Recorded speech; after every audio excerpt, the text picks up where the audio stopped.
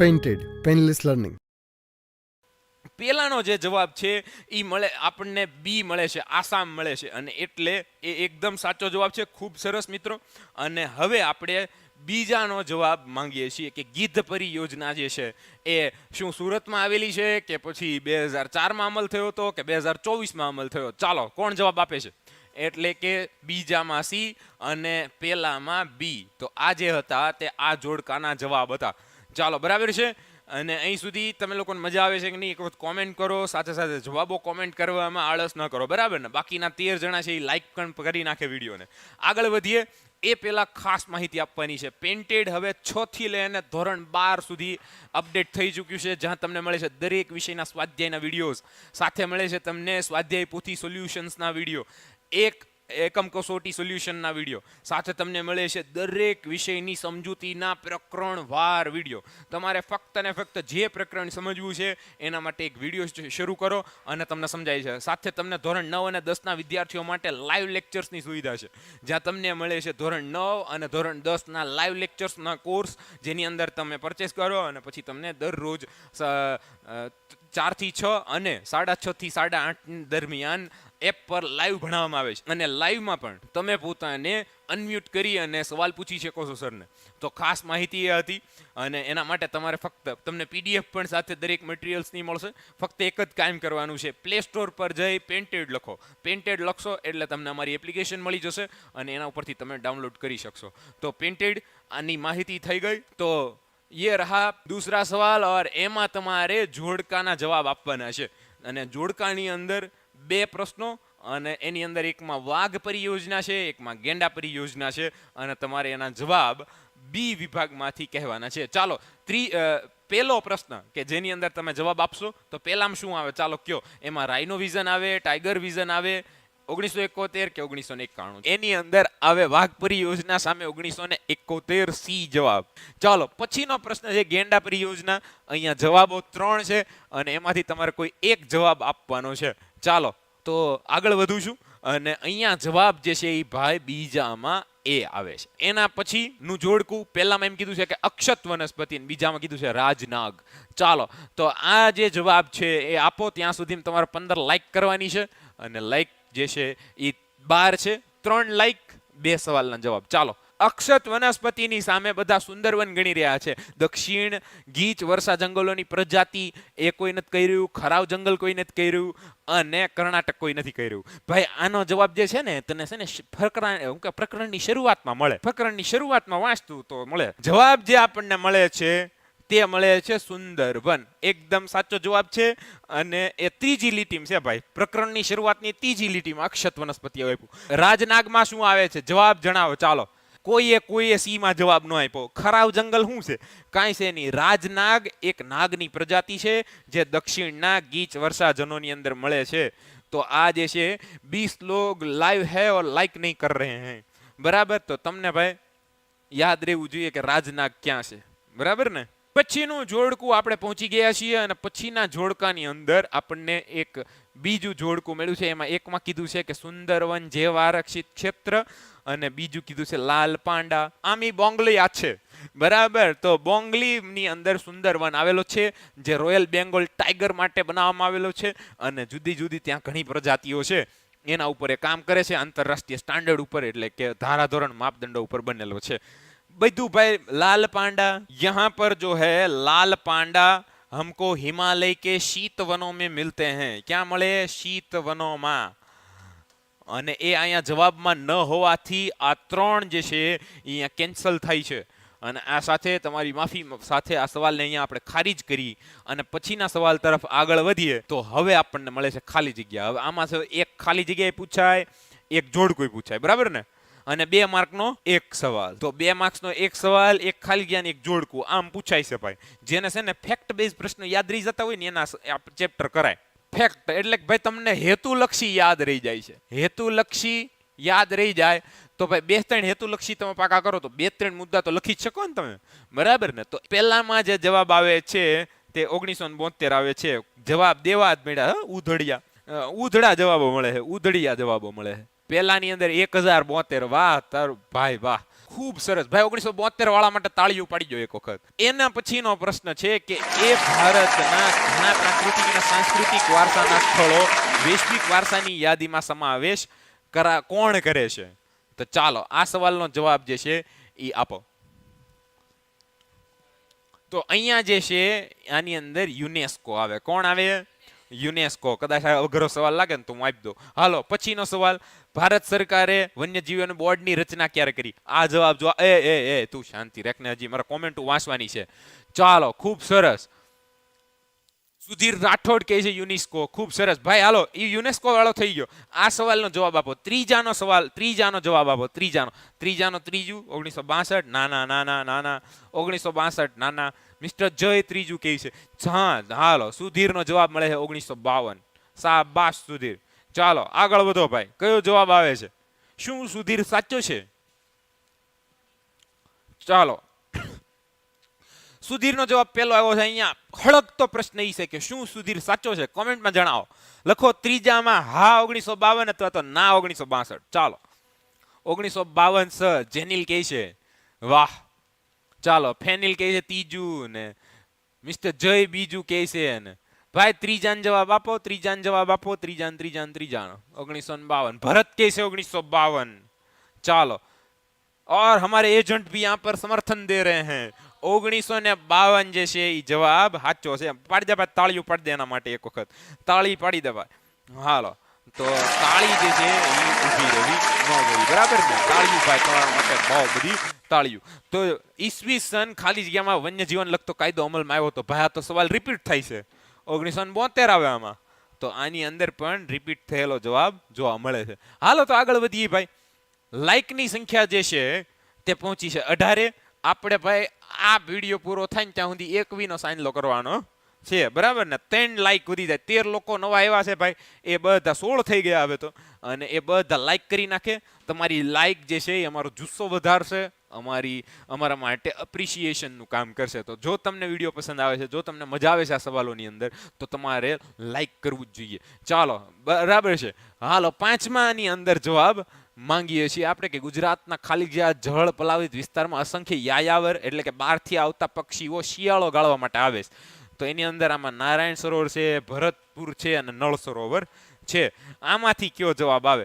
પહેલો જવાબ સુધીરભાઈનો મળે છે નળ સરોવર. ભાઈ એમાં એબીસી નથી તો નામ લખવું પડશે તમારે. નામ લખો ને ભાઈ. આમાં એબીસી નથી મળવાના. નામ લખો તો નળ સરોવર યાદ રહી જાય. સુધીરનો જવાબ મળ્યો પહેલા ભાઈ. જયદીપ કહે છે સી. હાલો સી વાળાને હું નળ સરોવરમાં ગણી લઉં છું. અને રાઠોડ ગૌતમ આવ્યો ભાઈ. હા નવરો. ચાલો એના પછી છે વિનોદ લાઈક કરી. સરસ લ્યો ભાઈ. એના પછી છે ગૌતમ હેલો કહે છે. અલ્પેશ પાંચમામાં સી કહે છે. ભાઈ સી તો ઠીક છે. નળ સરોવર લખો. બરાબર ને? ત્રીજું. હા બરાબર છે. ગૌતમે કીધું કે ભાઈ ત્રીજું બરાબર છે. ચાલો જો તો નવા આવ્યા છો તો લાઈક કરો. બરાબર? લાઈક કરી નાખો જેનાથી આપણી સંખ્યા જે છે લાઈકની સંખ્યા 21 થઈ જાય અને આ પેજ પૂરું થાય ત્યાં સુધીમાં આપણે 21 લાઈકે પહોંચી જઈએ. ચાલો બાકીના ઉમેશ. હા ગૌતમ કે નામ પર ઉમેશ બેઠા હુઆ હૈ. વિનોદ નળ સરોવર કહે છે. જેનિલ નળ સરોવર કહે છે. બરાબર. નળ સરોવર માળા માટે ટાળ્યું ભાઈ. ટાળ્યું હોય કે તાળ્યું હોય? મેં જવાનું તાળ્યું. બરાબર. અહીંયા જવાબ જે છે એ આ આવે છે નળ સરોવર. બરાબર ને? એના પછી જોઈએ તો આફ્રિકાના ઉત્તર કિનારે ખાલી એક વિશિષ્ટ જળચર. શું આવે આમાં? હા હવે કઈક આવ્યું. ચાલો છઠ્ઠાની અંદર શું જવાબ આવે છે? દિલડા તમારા આવે છે. એ જ રીતે તમારી લાઈકની સંખ્યા જે છે તમે શું કે વિડીયોને આમ ઊભો કરો અને પછી જે લાઈક છે એ ત્યાં લાઈક કરી નાખો તો મજા આવે. બરાબર ને? છઠ્ઠામાં પહેલો જવાબ સુધીર ભૈયા ડુગાંગ કહે છે. શાબાશ ભાઈ. ચાલો પહેલો જવાબ આપણને ડુગાંગ મળે છે. કંઈક અઘરું મળે છે. બરાબર ને? બાકીના લોકો તો ડોલ્ફિન કરે છે. બરાબર? ડુગાંગ વાળા એક ભાઈ સુધીરભાઈ છે. ચાલો બાકીના જવાબ જે છે એ બધા બે. ના ભાઈ બે તમારથી લખાતું નથી આખો એક નાનો એવો શબ્દ. બરાબર, બધા બી ને બે મંડાણા છો, એ રીતે નથી થતું ભાઈ. અહીંયા જવાબ જે છે એ એક શબ્દમાં આવે તો શબ્દ લખો, ગુજરાતીમાં લખો ગૌતમ. તો અહીંયા જવાબ જે છે તે ડુગાંગ આવે છે. કયો? ડુગાંગ. ચાલો ભાઈ, ડુગાંગ વાળા સુધીરભાઈ માટે તાળી પાડજો એક વખત. તાળી પાડશો ને તો મજા આવશે, બરાબર ને ભાઈ? ખૂબ સારી તાળી આપજો. ચાલો, એ થયું. હવે વધીએ છીએ 7મા પ્રશ્ન તરફ. તો ગુજરાતના કચ્છના રણની વિશિષ્ટ પરિસ્થિતિના સંરક્ષણ હેતુ ખાલી જગ્યાની સાલમાં તેને જૈવ આરક્ષિત ક્ષેત્ર જાહેર કરવામાં આવ્યું. ચાલો ચાલો ચાલો જવાબ આપો. એમ નો હાલે ભાઈ, એજન્ટ આમ પરફેક્ટ લોઢામાં લીટો હોય જેમ્સ બોન્ડની જેમ.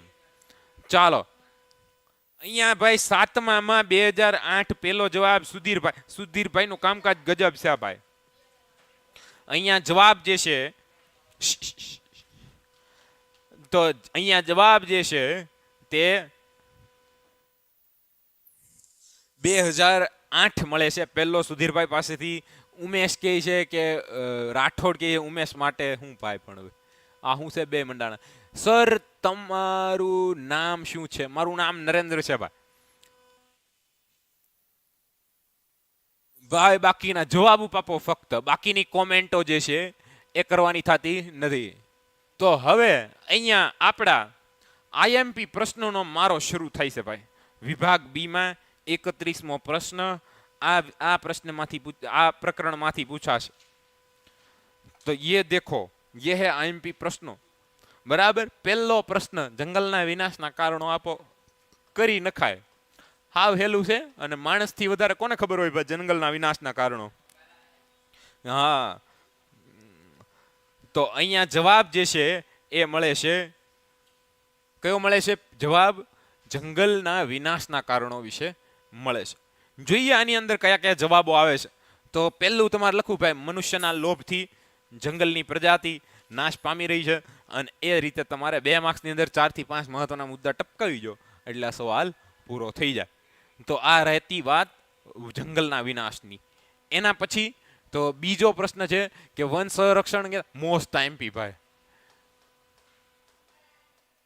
અહીંયા તમારે વન સંરક્ષણ વિશે માહિતી આપવાની છે.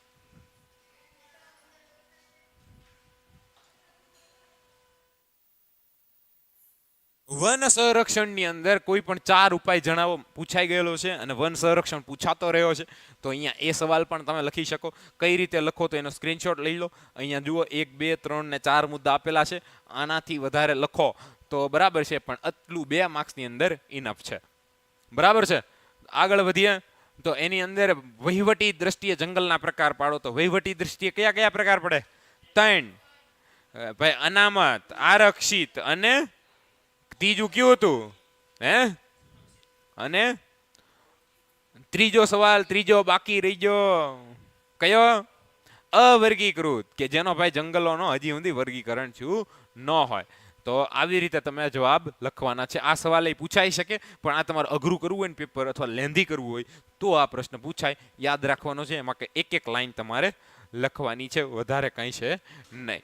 આગળ વધીએ. પછીનો પ્રશ્ન, પારિભાષિક શબ્દો આપો. હેલું પેપર કરવું હોય ને તો તમને આવી રીતે સવાલ પૂછે. તમારા આની અંદરથી આવતી દરેક વ્યાખ્યા એમપી કહી શકાય. વ્યાખ્યાથી તમારો હેતુલક્ષીમાં પણ ફાયદો થશે અને તમારો 2 માર્ક્સના સવાલોની અંદર પણ ફાયદો થશે. તો એક કાંકરે 2 પક્ષી મરે. તમને ભાઈ 1 માર્કમાં પૂછવું હોય તો ન્યાય તમે જવાબ આપી શકો અને અહીંયા પણ જવાબ આપી શકો. તો આ હતો ખૂબ મહત્વનો સવાલ. પેટર્ન જે છે હેલું કરવા માટે આવી રીતે પૂછે. સંરક્ષિત જંગલ કોને કહેવાય, અક્ષત વનસ્પતિ કોને કહેવાય, એ પૂછી શકે. એના પછી છે લુપ્ત થતી વન્યજીવો. જો એને ભાઈ પૂછવું હોય થોડુંક અઘરું કરીને તો મને એવું લાગે જંગલની જગ્યાએ તમને આ સવાલ પણ પૂછી શકે. તો 5મો સવાલ જેની અંદર તમારે માહિતી આપવી પડે કે કયા કયા પ્રાણીઓનો નાશ માણસે કરી નાખ્યો છે. તો અહીંયાનો જવાબ છે ચિત્તો ગાયબ થઈ ગયો, વન્યજીવો લુપ્ત થઈ ગયા કે જેની હવે કોઈ નાશ થઈ જવાનો એના વિશે માહિતી મળે છે. પછી પશ્ચિમ બંગાળ, હિમાલય ક્ષેત્રની અંદર તમે માહિતી એના ઉપર આપી શકો. તો ડન છે આ સવાલ. 12 લોકો લાઈક છે તો લાઈક તો કરો, લાઈક કરો. 20 લાઈક પૂરી નથી થઈ, બરાબર ને? તો ચાલો, અમારે એક સાહેબ શું કે sir one short review lecture please. Okay done છે, we will try definitely. Rawat ધારા કઈ છે?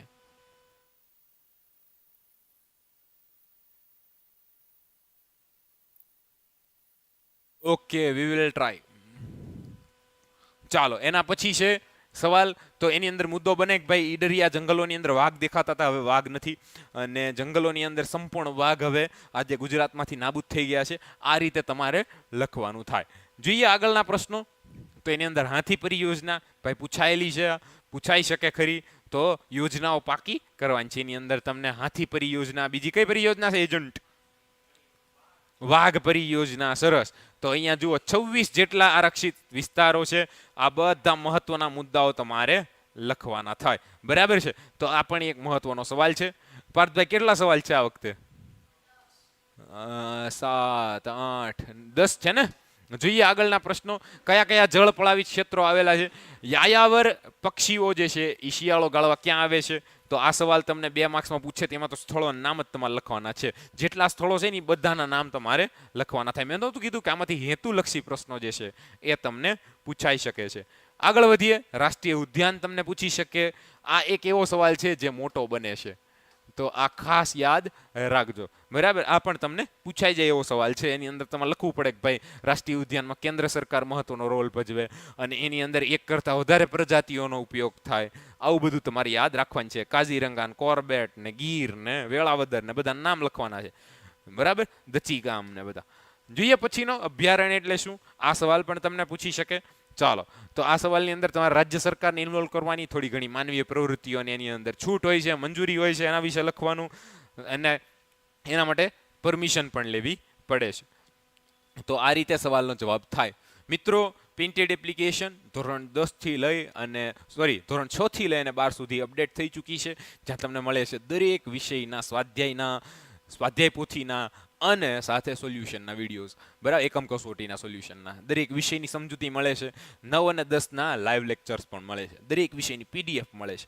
તો અત્યારે જ પ્રિન્ટેડ જે છે એ પ્લે સ્ટોર પર સર્ચ કરો અને એપ્લિકેશન ડાઉનલોડ કરો. સાથે સાથે 11-12 સાયન્સ કરવાવાળા વિદ્યાર્થીઓ એક વખત ડિસ્ક્રિપ્શનની લિંક પરથી સમત્વની માહિતી મેળવે. અને આપણે જે છે એ પછીના ઘડિયાળ પરિયોજના કહી શકાય, આની અંદરથી હેતુલક્ષી આવવા માત્ર છે. 1970 યાદ રાખવું, અને ઘડિયાળ એટલે મગરની એક પ્રજાતિ, બસ. બરાબર. એના વિશે કાંઈ એટલી બધી માહિતી નથી. તો અહીંયા સવાલોના જવાબ આપણે થોડું મેરાથોનમાં દોડ્યા છીએ, પણ એની અંદર જે આપણે આઈએમપી હતા એ બધા લઈ લીધા છે. Painted, Painless Learning.